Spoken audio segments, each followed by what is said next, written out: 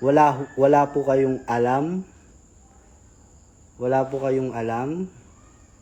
Unfair po para sa kaibigan ko na makabasa at makarinig ng mga salita na wala po tayong karapatan para banggitin. Kahit po ako, wala pong karapatan magbanggit ng mga ganong salita. At ako mismo, para lang din alam nyo guys, ako po, alam ko po kung ano talagang nangyari. Alam po namin kung anong nangyari. Ha? Alam po ng mga kaibigan namin kung anong nangyari. Kaya ito, hindi ko na natiis talaga kasi sobra na po, guys. Nawawala na tayo ng respeto. 'Di ba? Hindi na po tama 'yun. Hindi po deserve ng kaibigan ko na makarinig ng mga ganong salita, ganong mga peking balita.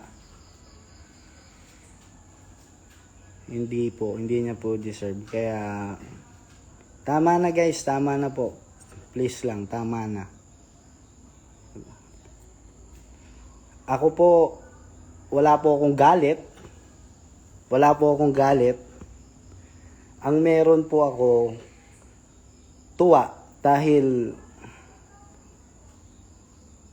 alam niyo na, deserve ng kaibigan ko na may gumawa sa kanya ng ganong bagay. Pagsigawan siya sa publiko. Okay, happy po ako. Wala po akong anything negative na nararamdaman. Dahil alam ko po ang totoo guys. Kami po nakakaalam ng totoo. Kaya kayo, magsitigil na kayo kakabanggit ng mga... Tama na ho guys. Yun lang naman. Kaya naman ako nandito para sabihin to. Alam niyo na, para tumigil na. At hindi na madugtungan ng kung ano pa. O kung, dahil so far sa mga nababasa ko po, sa mga nakatag sa akin, sa mga nakikita ko sa social media ko pag nagbubukas ako, hindi na po hindi na tama. Hindi na po tama. Saka may mga bagay na walang kwenta. Walang kwenta guys. Yun lang. Sa itong live na to, pwede yung tawag dito sa mga hindi ko buburahin tong live na to guys para may makapanood pa rin.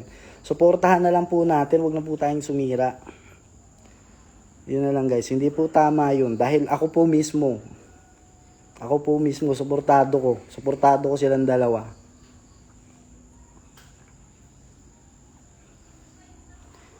Okay? Suportado ko po silang dalawa.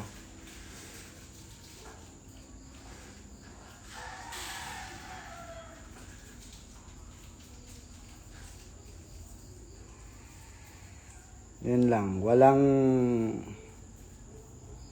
walang dapat madehado dito guys. Walang dapat madehado. Kasi alam namin yung totoo. Kaming dalawa yung may alam kung anong totoo guys. Kayo wala kayong alam. Wala kayong idea. Kaya huwag po tayo magbanggit ng mga guys. Yung tama na kasi hindi po tama lalo na po't babae. Parang wala naman tayo guys mga respeto sa mga magulang natin, sa mga nanay natin. Yun lang, hindi po ako magsasalita para sa sarili ko. Magsasalita po ako para rin sa kaibigan ko. Yun lang guys, so end ko na to. Good night. Kita kits, abangan nyo po yung Lyric and Beat. Meron pa po kaming show na ipapalabas. Lyric and Beat. Yun guys, suportahan po natin. Huwag po tayo manira ng tao. Yun guys, bye-bye. Rock and roll lang. Rock and roll lang guys. Ayan. Shoutout sa mga kaibigan ko muna dito. Kila Kuya Tipen. Ayan, si Kuya Mark nanonood. Ayan. Ayun. Ayan.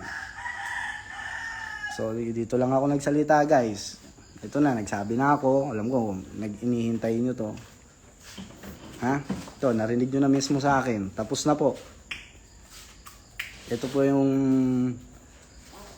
yung nararamdaman ko ngayon, sinasabi ko sa inyo. Yun lang, guys, ha? Respetuhin po natin mga kapwa natin. Huwag po tayong manira. Yun po, mahal po namin kayo. At excited po kami panood ng Lyric and Beat. Ayun, magpo-promote na rin. Directed by Direk Danny Dulo. Ayan, nanonood si Rec D. Oh. Ayan. Ayan si Rec D. So yun guys, bye-bye!